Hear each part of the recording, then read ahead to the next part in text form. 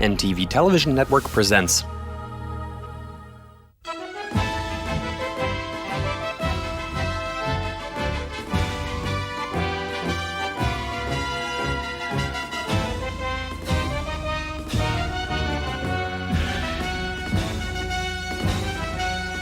The Other Day, Current Era, 1972. Translation and voiceover by BMI Russian. Good evening. You're watching episode 12 of our series The Other Day, 1961 to 1991, Current Era. Events, people, and occurrences which define the lifestyle. Things we can't imagine ourselves without, let alone comprehend. Today we're covering 1972. Ensigns and midshipmen ranks. Richard Nixon's visit. The first games with the Canadian pros. Bell bottoms. Sausage issues. 50 years since establishing the USSR. A summer drought. Fisher's championship title. And Sametlor, the country's main oil field. Commenting we have economic expert Yegor Gaidar, political expert Sergei Karaganov, writer Anatoly Strelyany.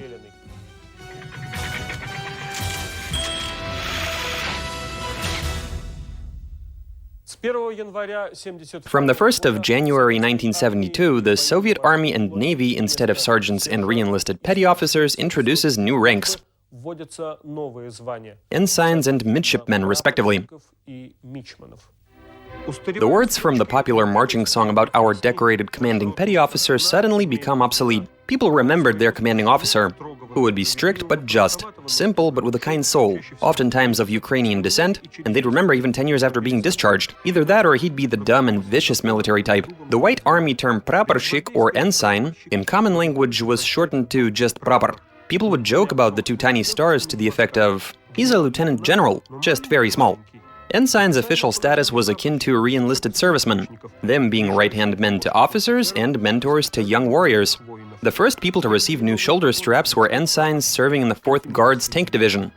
The entire country knew that we had volcanoes located on the Kamchatka. And in 1972, the Alaid volcano on the Kamchatka awakens. A terrifying explosion sends a cloud of ash and rocks into the sky. Lava heated up to 1000 degrees Celsius pours from the volcanic crater into the sea where it cools down. Due to this incident, in just 1 month, Atlasov Island gains almost an entire square mile in surface area. Immediately after the eruption, experts from the Kamchatka Volcanology Institute begin their research. These brave men take gas and mineral samples, measure how fast the lava is moving, while collecting the freshest available rock samples. In 1972, 29-year-old American chess player Robert James Fischer becomes the 11th world chess champion. While on his way to becoming the king of chess, Fischer attained flawless victories over our own Taimanov and Larsen from Denmark, scoring 6-0. Then he defeated Petrosian, 6.5 to 2.5. Fischer's duel with then-world champion Boris Spassky was held in Reykjavik, the capital of Iceland. The first game was won by Spassky. Fischer didn't attend the second one, claiming that the noise from the cameras was getting on his nerves. Spassky was leading with a score of 2-0. But then, out of the next 9 games, 1 ended in a draw, while 8 others were won by Fischer. This was the first ever time when the challenger had such a marked lead over the defending champion. After his victory, Fischer stated that he didn't see any worthy contenders coming up within the next 20 years. The new champion would repeat the words, "Chess is life, it's like war on a board." Meanwhile, in the USSR, Spassky's loss was regarded as a disgrace to the entire Soviet school of chess. Fischer would be called Schiffer, which is Russian for roofing slate. Servicemen, militia officers, and state farm directors would trade their Gaz-69s, which were either non-maliciously called goats, or lovingly little goats, or something completely new, the UAZ-469. The newest Soviet SUV was just like the old one, green with a canvas top and a split windshield. The UAZ-469, which was built in Ulyanovsk, was a bit larger and more powerful than the Gorky-manufactured Gaz-69. They made an entire line of vehicles. The green ones did army service, plus they had a light truck and a van. 1972 marked the 70th birthday of the Soviet people's favorite tenor, Sergei Yakovlevich Lemeshev. Lemeshev retired from the stage in 1969, but made a comeback for his anniversary, where he performed his signature act for the very last time, playing Lenski in Yevgeny Onegin. Lemeshev had been singing as Lenski since 1925. The country doesn't know and doesn't want to know any other Lenski. This was performance number 501. The voice lasted for a record 50 years. Lemeshev was easily keeping up with his female co-stars who were in their prime. Tamara Sinyavskaya playing Olga, and Galina Vishnevskaya who played Tatiana.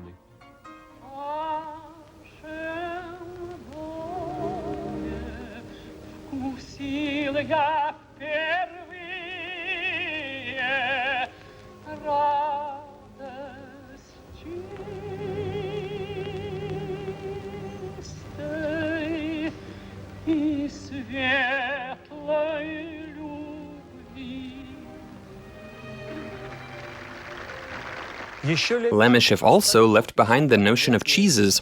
One day he leaves the Bolshoi Theater earlier than usual, taking a group of fangirls by surprise. Not expecting to see him, they ran away in different directions, which disappointed Lemeshev, who exclaimed, "Why did you have to roll away like cheeses?" Since then, Lemeshev's fangirls, and later fans in general, would be dubbed cheeses.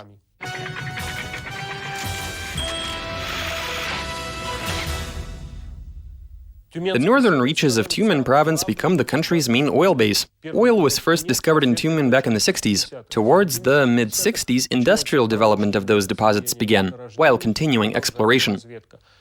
There turned out to be so much oil that extraction for the 5-year plan was ramped up 5-fold. In terms of Soviet history, crude oil from Tyumen turned into the best possible confirmation of Lomonosov's famous words on Russia's natural resources expanding thanks to Siberia. The northern reaches of Tyumen province were a remote territory, with plenty of swamps and mosquitoes. A bunch of the work was done by teams coming over from the country's European regions to take shifts. Throughout the 70s and up until the mid-1980s, extraction of Tyumen oil and natural gas grew continuously. The goal was to extract 1 million tons of oil and 1 billion cubic meters of natural gas per day. And that goal would be fulfilled. Sametlor, the crude oil capital and the country's main industrial facility.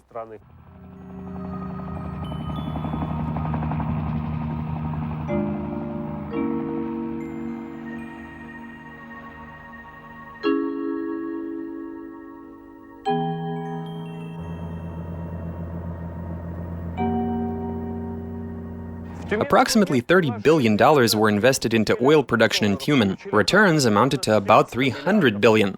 The population would reflect on crude oil prices each time they'd fill up their personal automobiles, which were becoming ever the more popular during the 1970s. Back then, gasoline cost 26 kopecks per gallon, while a 17-ounce bottle of mineral water went for 10 kopecks. On average, Siberian oil was about 15% cheaper than oil from other Soviet regions. An oil pipeline between Sametlor, Tyumen, and Artemyevsk was hastily completed. It would then carry oil to the nation's center and beyond, via the Friendship pipeline. Discovering those super-rich oil deposits in western Siberia, together with the subsequent rapid increase in oil prices on the world market, now that very well might be the most important economic occurrence in the final few decades of the Soviet Union's history. Immediately, the government realized that there was no need for any reforms. What for, when you can afford to buy anything you need? Agriculture fell behind? We'll just buy produce from the West. The economy needs more and more government support? We'll direct foreign trade revenue towards solving that issue. Civil mechanical engineering has fallen behind? We'll just buy entire factories from the West. We could afford to engage in an arms race with America, and the rest of the world for that matter. We could afford many things, but at the expense of our dependence on crude oil. This was a time of aspiring towards new heights and depths. Vacationing in the mountains becomes a trend, together with amateur cave exploration. The Elbrus region was now considered an all-union health resort. Mountain skiing was something you needed to learn, while a trendy winter mountain tan didn't require any special skills. You could now board a new cable car in Azov, which in 20 minutes would bring you up to an elevation of 9,800 feet. Meanwhile, speleologists, the conquerors of caves, would go the other way, as in deeper into the mountain. Here we see a group of adventurers from Novosibirsk's Akademgorodok descending into the Turgashin cave, the deepest in all of Siberia. Speleologists would be called mountain climbers in the dark. In 1972, an all-union contest was held for ballet choreographers and artists, where a few new stars would rise. First prize among male dancers went to Alexander Godunov. An even greater sensation was the best ballerina, Nadezhda Pavlova, who attended the Perm ballet school. The country learns of such a thing as the Perm School of Ballet. Alexander Godunov's victory left a somewhat lukewarm impression on the audience. The general consensus was that the man was a gifted and skilled dancer, but rather lacking when it came to emotion. It was Nadezhda Pavlova who won over the crowd. The people called her Nadia. She would do a 200-degree jumping step, hang in the air, and all while having a charming and modest demeanor. Pavlova's face was that of a naive child, which is to say that she didn't look like an adult ballerina. To participate in the contest, you had to be between ages 16 and 27. Pavlova was just 15. She had been attending the school since 6th grade and had 2 years left to go.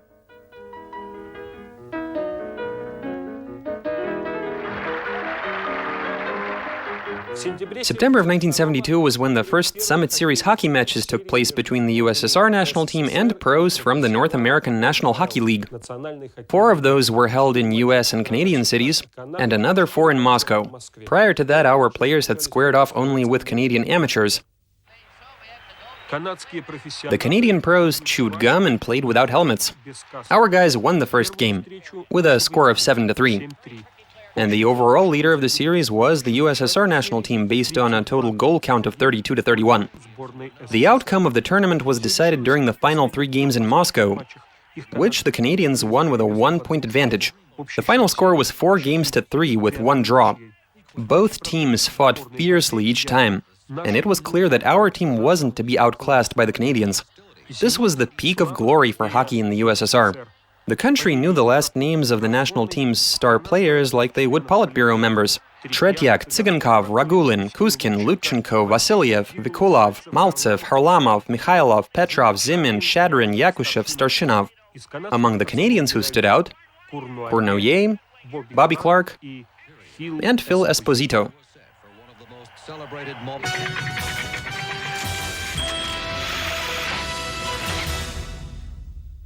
A new trendy silhouette for both men and women. An accentuated waistline, skin tight around the hips, flares from the knees down, with a diameter of 12 inches at the very bottom, and the entire ensemble complemented by massive platform shoes. A colorful shirt with a huge spread collar and a cutout, tapered around the waist. This was accomplished by stitching together back portions of regular shirts. The go-to pattern was thick commas, which people would call cucumbers. These shirts were unbuttoned almost down to the belly button, though the 3 upper buttons had to be done up. If you were to wear a jacket on top of it, you'd spread your collar over the lapels. Bell-bottoms were held up by one's hips, and they'd drag over the ground. In order to keep them from touching the pavement, people would sew on zippers or secure them with folded coins, preferably with a value of 3 kopecks. Platform shoes weren't heavy in the least, however they weren't malleable, plus they were incredibly slippery. But that didn't stop the dedicated trendies from wearing them even in snowy conditions. In 1972, the United States made some truly fantastic strides in the East. In February of 1972, President Richard Nixon pays a visit to the People's Republic of China. As a result of Nixon's meeting with Mao Zedong, which was meticulously planned out by Secretary of State Kissinger, for the first time in its 1,000-year history, China's foreign policy takes a turn towards the West. In May of 1972, Richard Nixon becomes the first U.S. president to pay an official visit to the Soviet Union. This was during a time when Western trends became part of our own lifestyle. So instead of, at least they give us herring and grains for the holidays, can't even imagine what it's like to live in capitalist countries. People would concede that, yeah, capitalism is rotting away, but it does smell nice. Foreign correspondents would report on how the muddy waters of the Seine, the Rhine, or the Thames flow. Go ahead and take your pick. On the anti-national agenda of the ruling Tories, on Lyon being the city of weavers, they'd speak of how the world would hear Moscow's beckoning and react to yet another peace initiative. Then there was how residents of Giuseppini elected communist comrade Giuseppe as their mayor for the third time. The front line of the anti-imperialist struggle waged by Soviet international journalists was the fence in front of the White House.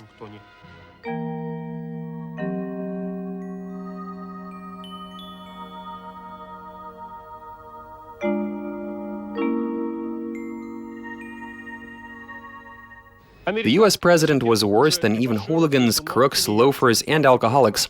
He was the main Soviet drawback, who patronized West German revanchists and Israeli aggressors, as well as racists from the South and the Pentagon's hawks. He was prisoner to the military-industrial complex with its insatiable appetites, and right-wing congressmen with their primitive anti-communist views. He was criticized by all of our newspapers. However, they were unable to remove him from office.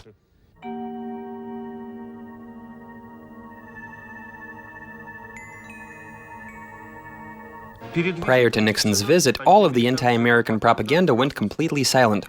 Judging by how he was greeted and how the visit was presented, you could tell that the main bad guy was also the main guest. At the airport, he was met by representatives of Moscow's working population. The USSR had caught up with the United States in the amount of nuclear warheads, and the concept of nuclear superiority was superseded by the principle of adequate defenses. In Moscow, a paper was signed on the foundations for cooperation between the USSR and the USA, as well as a missile defense agreement, the SALT I Treaty, and an agreement on cooperation in the field of medicine, science, engineering, environmental protection, and space. Upon Nixon's return from the USSR, he would enter the Capitol building and be greeted by a round of applause from Congress. Nixon was a daring politician, a foreign policy powerhouse. This was one of the first times in American history when a president would get involved in a complex geopolitical game. By simultaneously developing relations with Moscow and Beijing, he gained the ability to pressure Moscow on behalf of Beijing, and vice versa. At the time, Moscow and Beijing weren't on good terms. At the same time, Nixon laid the basis for de-escalation, as well as for limiting the possession of arms. The fear of war began to fade. Some of the results of that restriction process bear certain significance even today. Take, for example, the agreement on limiting the deployment of missile defense complexes. There are other vital lessons to be learned from that era. For example, today it's not Washington playing the Chinese card, but rather Moscow. In 1972, new standards were adopted for the national RLD program, which stands for Ready for Labor and Defense. The last time they were updated was in 1939. There were 5 categories based on age, each with its own gold or silver badge. The category Courageous and Adroit was for ages 10 to 13. Then we had Sport Successors, Strength and Courage, with the lengthiest ones being Physical Perfection, ages 19 to 39, and Cheerfulness and Health, ages 40 to 60. The idea was that a person who spent their life ascending from one category to the next would jump, run, do pull-ups, and throw grenades. Get your RLD badge. This inscription was recently placed on Mount Lori at an elevation of 6,500 feet by Komsomol members from Kirovakan. This city has earned its right to be called the City of RLD. USSR Nikita Sergeyevich Khrushchev meets with President Gamal Abdel Nasser.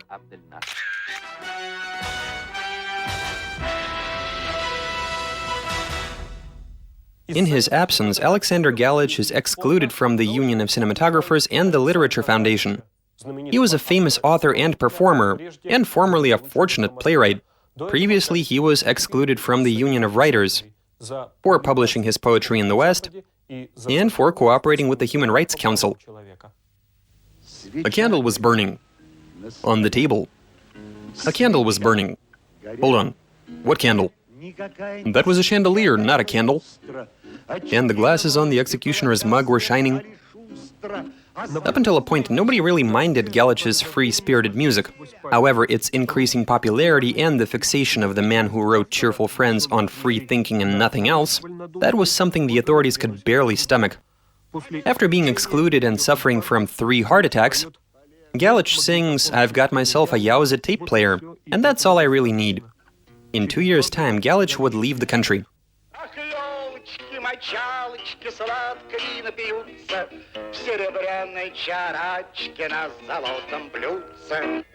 1972, Central Television launches a new show called From the Bottom of My Heart, hosted by Valentina Leontieva. Naysayers would proclaim, "Cry with us, cry like us, and cry more than us." Meanwhile, fans of the show would speak of discovering the best sides of human personality. The show was entirely built around emotions. People meet, people fall in love and get married. They lose each other and get back in touch. World War II soldiers would meet with the nurses who dragged them off of the battlefield. Parents would reunite with estranged children. Doctors with patients, teachers with students. Labor veterans and masters of their trades would be celebrated. Meanwhile, the viewers observed other people's joy. Okay, Komsomol members, go ahead and show us your addresses.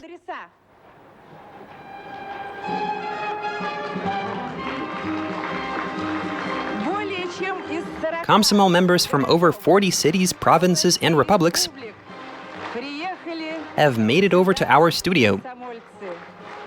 Television would find unorthodox ways of learning more about people than they knew about themselves. It'd recover people who were unsuccessfully looked for by relatives and various organizations. Television's abilities were limitless. And in From the Bottom of My Heart, it makes a shift from reflecting reality towards shaping it. To our new friends, from the bottom of our hearts, we wish you new building projects, new wonderful, glorious achievements, comrades. However, the leaders of two superpowers agreed on the need for initiating a dialogue.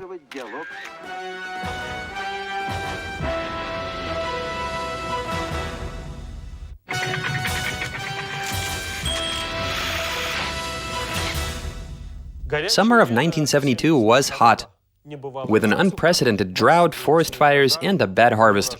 This being the third time during the 20th century, the 1972 summer drought was the longest-lasting one. The European regions of the USSR hadn't seen any rain for about 75 to 80 days, from June to August. There wasn't any snow during that winter either. Throughout the entire summer, the northern and midland forests were burning. The only thing they could do with the fires was localize them at best. On August 8th, during a Central Committee conference, the situation with the upcoming harvest was described as catastrophic. Brezhnev embarks on a 10-day tour around Kazakhstan and Siberia. These regions were least affected by the drought, and now they were the country's main hope. Grain harvest decreased by 14 million tons compared to the previous year, while the potato and vegetable harvest fell by 16 million tons. On August 26, 1972, the 20th Summer Olympic Games were kicked off in Munich. On September 5th, a group of terrorists broke into the Olympic Village, who were affiliated with the Black September terrorist organization.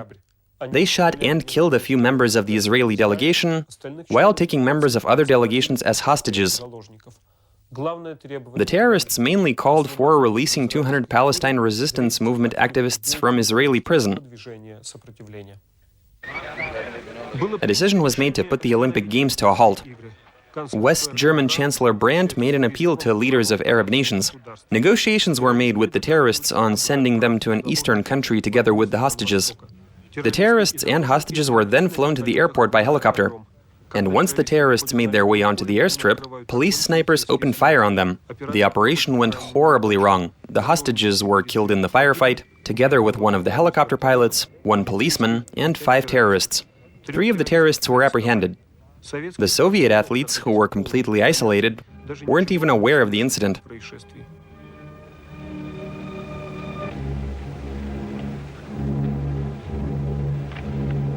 Being the leader in the unofficial team standings for amount of medals earned, the USSR national Olympic team attains its most exceptional victories in Munich on the track, the gymnastics floor, and the basketball court. 20-year-old Lyudmila Turisheva reclaimed the title of absolute Olympic world champion in gymnastics for the Soviet Union. Before that, the last Soviet champion was Larissa Latinina back in 1960. Meanwhile, at the track, it was time to shine for Turisheva's future husband, sprinter Valery Borzov. He became the first white sprinter to outclass African-American athletes in the 100 and 200-meter races. The highest point of those Olympics was the final game of the basketball tournament between teams USSR and USA. Right up to the end of that game, our team was ahead by 7 points. But then the Americans caught up and even got ahead, bringing the score to 50 against 49. Then an unlikely timing mishap occurred, followed by lengthy deliberations and the most memorable 3 seconds in the history of international basketball, which were assigned to conclude the game. Ivan Ideshko sent an extraordinary pass across the entire court for Alexander Belov to take his golden shot, after he shook off 2 American players. That game in Munich would become known as Russian basketball's crown achievement.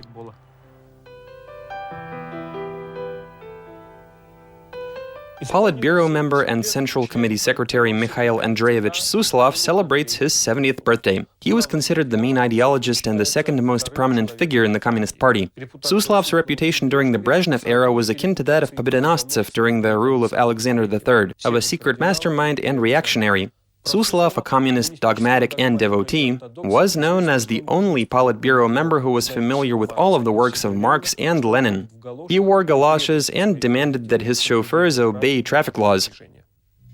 Suslov, who used to run the Stavropol region and Lithuania, would later become Central Committee Secretary in charge of propaganda under Stalin. Then he would support Khrushchev during the crackdown on Molotov and Malenkov's alliance. He also gave a report when Furtsova was demoted from her post as Central Committee Secretary, and when Khrushchev stepped down as First Secretary. Suslov was disliked and feared within the party ranks and the country. This reserved ascetic was regarded as the worst possible alternative to the cheerful Brezhnev. This Marxist inquisitor was ruthless in crushing any resistance, and when examining cases as part of the Central Committee Secretariat, he was absolutely the least forgiving.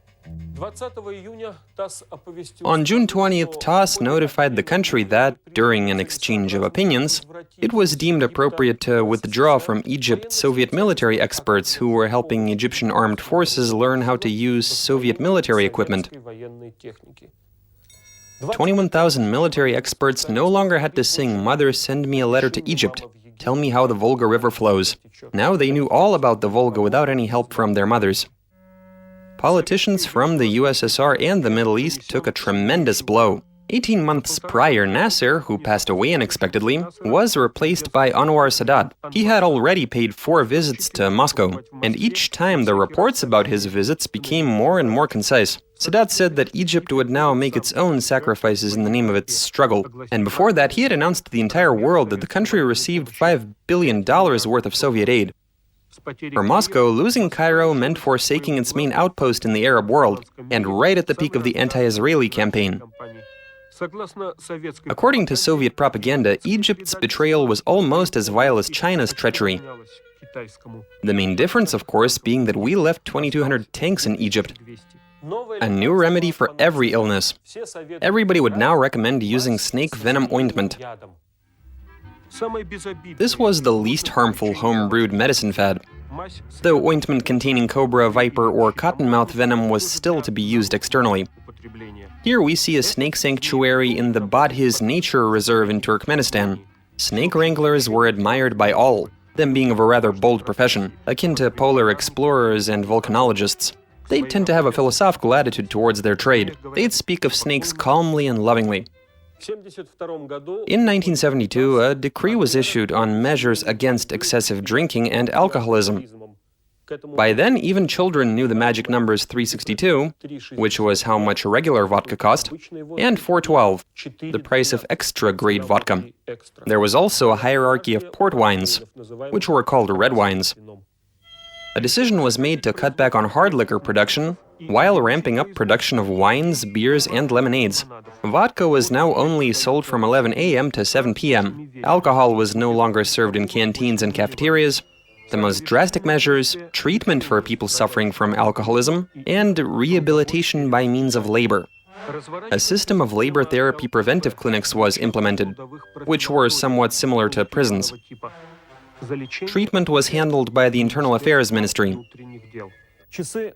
The hours when you could buy vodka now became sacred. On the anniversary ruble coin issued in honor of 50 years since the revolution, Lenin was depicted standing with his hand in the air. Now it was considered that he was pointing at the time on the dial as if to say, "Comrades, it's 11 o'clock. Hesitating is gravely dangerous." While the hunters were loading their rifles,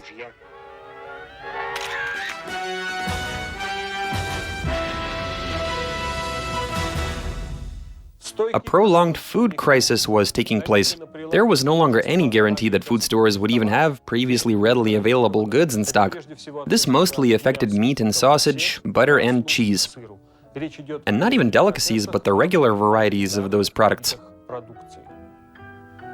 Among the exceptions were Moscow, which had its own special supply, Leningrad, Republican capitals, the Baltic states, and towns with restricted access. People used to go to Moscow to get new clothes. Then they'd buy food while they were at it, but soon they'd start making dedicated trips to buy produce.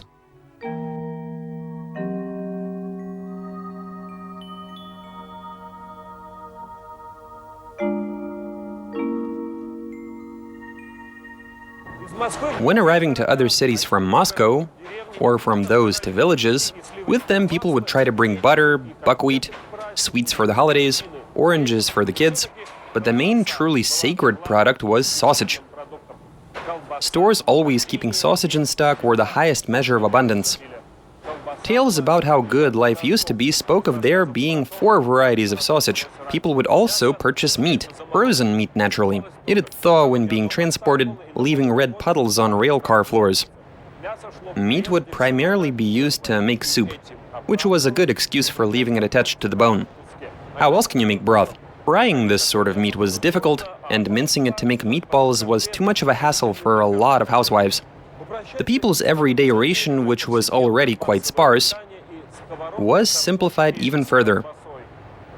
A pan full of potatoes with some sausage becomes Soviet national cuisine's main offering.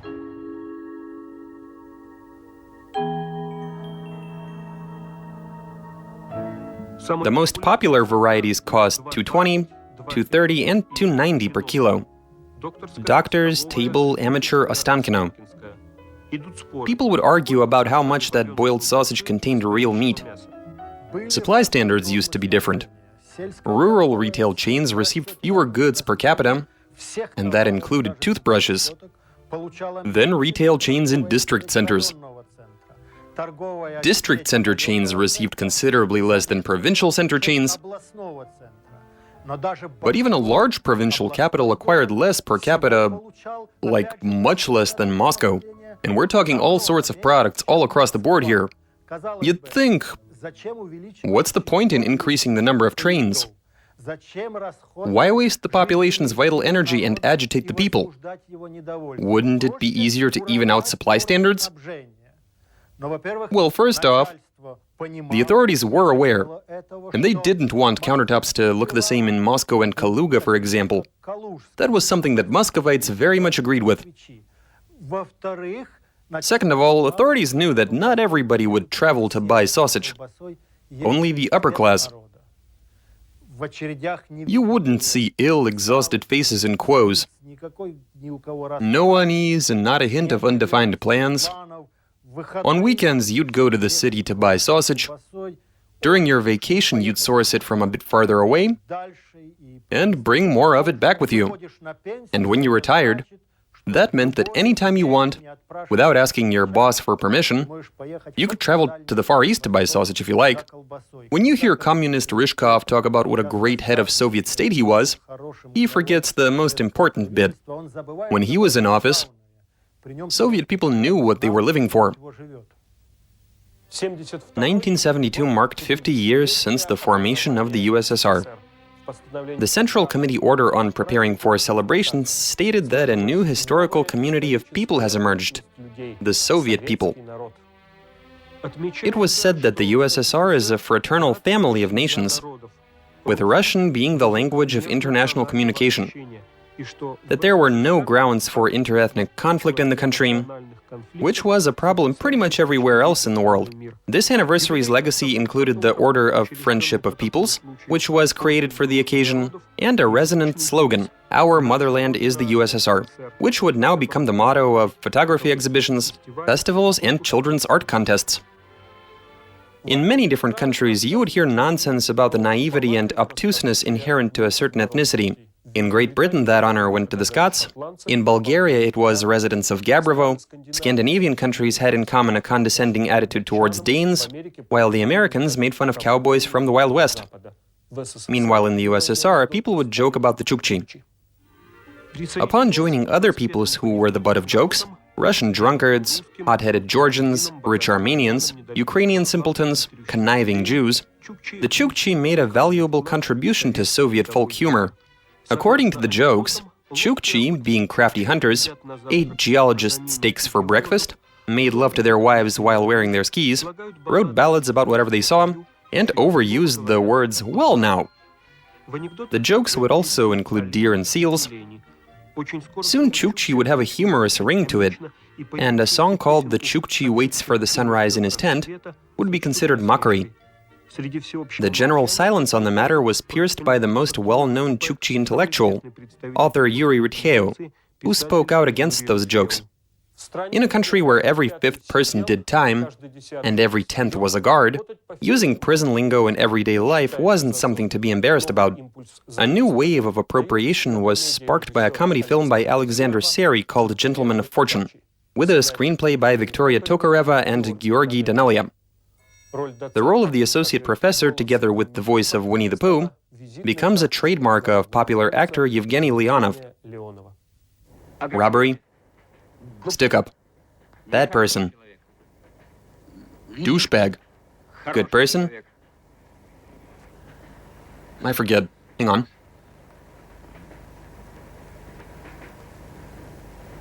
Free Fairy. For real, Free Fairy. I'm gonna poke those peepers out. Help me! Some hooligans are trying to make me blind! For the first time, the Soviet criminal underworld was portrayed on the Soviet movie screen, with its errand boys, dealers, bosses. You, though, you're a thief. Gentleman of Fortune. Gentleman of Fortune was a story about four very unfortunate men. Vorkuta. Why Vorkuta? I did time there. Okay then. Yours starts with A. Jambul. Where did that come from? It's a warm place. It's my home, where my mother lives. This non-lyrical comedy made 65 million people laugh during its first year in theaters. And that's it for the 1972 episode of our series The Other Day, 1961 to 1991, current era. Next time we'll be talking about 1973, Olga Korbut, exchanging party membership cards, We Win Vietnam, the high-altitude Medeo ice rink, revolution in Chile, 17 moments of spring, auto repair shops, cancer is now treatable, the cartoon, well, just you wait. See you for a new episode and a new year. Farewell.